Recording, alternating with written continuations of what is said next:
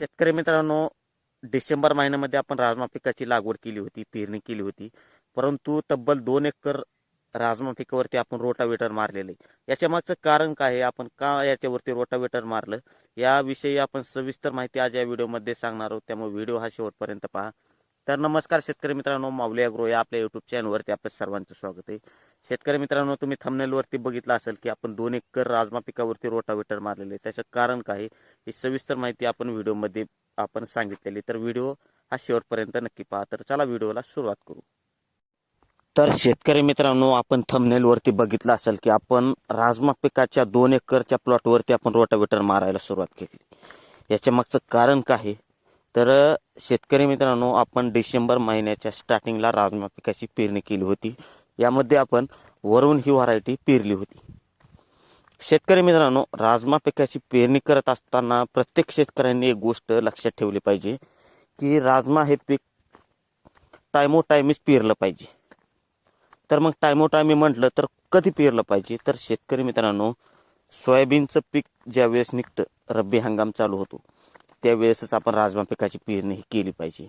नंतरच्या काळामध्ये राजमा पिकाची जर पेरणी केली आपण, तर आपल्याला त्याचा साईड इफेक्ट हा जास्त प्रमाणात दिसतो. रोगाचा प्रादुर्भाव असेल, वातावरण थंडीचं जर वातावरण तयार झालं तर अशा वेळेस आपल्याला त्याचं नुकसान हे दिसून येतं. जो आता आपण प्लॉट बघत असाल, या प्लॉटवरती येलो मोजॅक या रोगाचा प्रादुर्भाव हा झालेला आहे.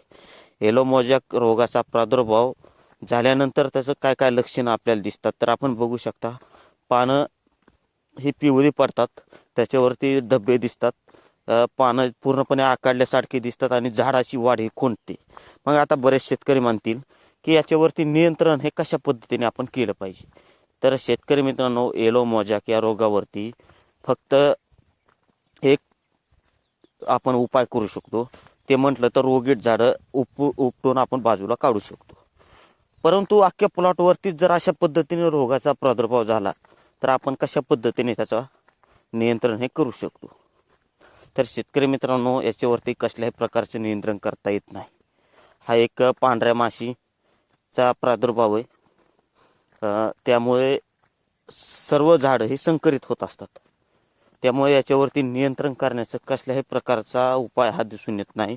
आपण याच्यावरती फवारणी देखील केली होती ह्या प्लॉटवरती, परंतु आपल्याला कसल्याही प्रकारचं याच्यावरती त्याचं चांगल्या पद्धतीचे फायदे हे दिसून आलेले नाहीत.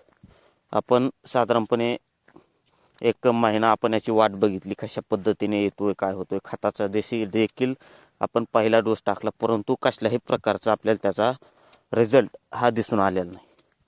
शेतकरी मित्रांनो, राजमा पिकाची पेरणी करते वेळेस राजमा पीक हे 12 महिने देखील आपण पेरणी करू शकतो, परंतु नंतरच्या वेळेस आपल्याला अशा पद्धतीचे नुकसान हे सोसावं लागतं.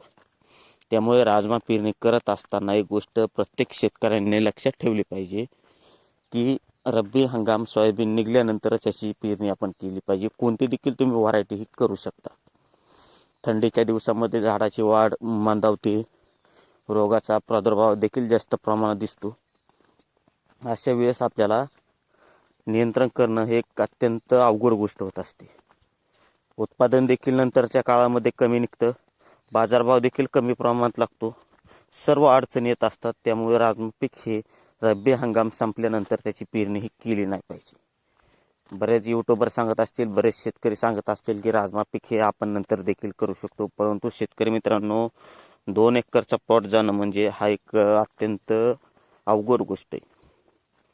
15-20 हजार रुपये खर्च करायचा, नंतर अशा पद्धतीने त्याचं नुकसान व्हायचं आणि नंतर दुसऱ्या पिकाला देखील तेवढा खर्च करायचा, हे एक शेतकऱ्यांसाठी खूप अवघड गोष्ट आहे. त्यामुळे अशा पद्धतीच्या चुका करू नका. राजमा पेरणी करायची असेल तर करू नका आणि आपण आपल्या नुकसानीपासून सावधान राहा. शेतकरी मित्रांनो, तुम्ही देखील राजमा पिकाची पेरणी केली आहे का? केली असेल तर कमेंट्समध्ये नक्की सांगा आणि आपल्या पिकावरती रोगाचा प्रादुर्भाव हा दिसतोय का नाही ते देखील कमेंट्समध्ये नक्की सांगा. तर शेतकरी मित्रांनो, व्हिडिओ कसा वाटला?